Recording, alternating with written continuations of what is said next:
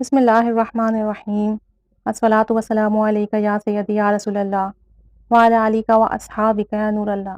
درود شریف کی برکت اور فضیلت کسی سے بھی ڈھکی چھپی نہیں ہے، اور الحمدللہ اس وقت بہت سارے لوگ درود شریف پڑھ رہے ہیں اور لوگوں کو خوب برکتیں مل رہی ہیں۔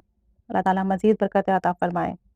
درود شریف وہ عمل ہے جو نہ صرف دنیا میں آپ کے ساتھ ہوگا، آپ کا ساتھی بنا رہے گا، بلکہ قبر میں، حشر میں بھی آپ کا ساتھی اور ہمدرد بن کر آپ کے قرب کا ذریعہ بنے گا، آپ کی آنکھیں ٹھنڈی رکھے گا۔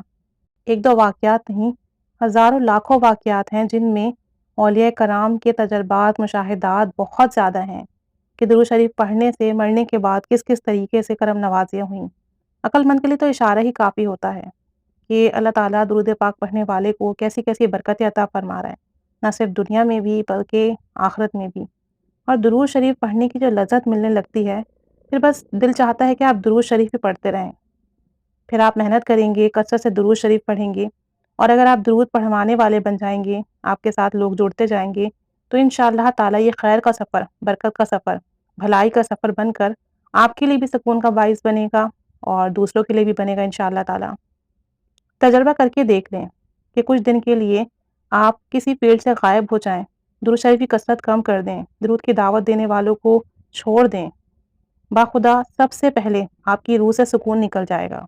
درود شریف کی وجہ سے جو آپ کو اللہ تعالیٰ اور اس کے حبیب کا قرب مل رہا تھا، آپ محسوس کریں گے کہ وہ قرب ختم ہو گیا ہے۔ دوسرا نقصان یہ ہوگا کہ آپ دنیا کے جھمیلوں میں پھنس جائیں گے، آپ کے وقت میں برکت ختم ہو جائے گی، اور آپ کا دل چاہے گا کہ بس میں کسی طریقے سے ان مسائل سے نکل جاؤں۔ آزما کر دیکھ لیں کہ درود پاک ہماری روح کے ساتھ ساتھ ہمارے دنیاوی معاملات میں بھی سکون کا باعث ہے، اور ہمارے کام آسان ہو جاتے ہیں۔ بس جس نے درود پاک کی فیلڈ سے اور درود کی دعوت دینے والوں سے محبت رکھی تو اللہ تعالیٰ اسے فائدے ہی فائدے دیتا ہے۔ بے شک آپ درود پاک پڑھتے ہو، کم پڑھتے ہو، لیکن آپ درود پاک سے جڑے ہوئے ہو، درود پاک کا کام کر رہے ہو، درود پاک پڑھنے والے لوگوں سے جڑے ہوئے ہو، تو آپ کو اس کا فیض ضرور ملے گا۔ جیسے ایک بچہ روزانہ اسکول حاضر ہوتا ہے لیکن پڑھائی میں کمزور ہو، اس کے باوجود بھی روزانہ اسکول تو حاضر ہوتا ہے، استاد کو فکر تو رہتی ہے کہ بچہ اسکول آتا ہے، اور اگر وہ اسکول نہ آئے تو استاد کو فکر ہوتی ہے کہ بچہ حاضر نہیں ہے۔ اب اگر بچہ کمزور بھی ہے تو اس پر محنت کی جاتی ہے، توجہ دی جاتی ہے، اور کوشش کیا جاتا ہے کہ اسے کامیاب کروایا جائے۔ اور جب ایک بچہ اسکول ہی روزانہ نہ جاتا ہو، چھٹیاں کرتا ہو، پڑھائی میں بھی کمزور ہو، تو استاد کیا کرے گا؟ کیا کہے گا؟ کیا اس پر محنت کرے گا؟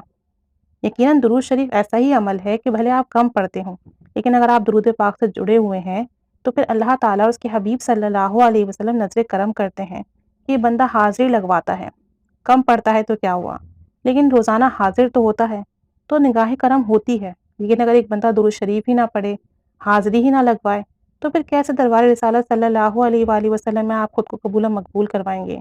تو درود شریف پڑھیے، اس کے اتنے مشاہدات، اتنے روحانی خواب شیئر ہو چکے ہیں، درود شریف کے اتنے سیکھوں کی برکتیں بتائی جا چکی ہیں کہ جس کو جو آسانی ہو وہ سیکھا پڑھ لے، جس کے لیے جو معاملہ ہو، جس طرح سے آسان ہو، دن میں پڑھنا، رات میں پڑھنا، صبح میں پڑھنا، چلتے پھرتے اٹھتے بیٹھتے پڑھنا، یا ایک جگہ بیٹھ کے پڑھنا، جیسے آسان ہو، جتنا آسان ہو، جتنی تعداد ممکن ہو، جو سیکھا آپ کے لیے آسان ہو آپ پڑھیں، لیکن پڑھیں اور کوشش کریں کہ دوسروں کو بھی پڑھوائیں، کہ آپ کو دوسروں کو پڑھوانے کی بھی برکت ملے۔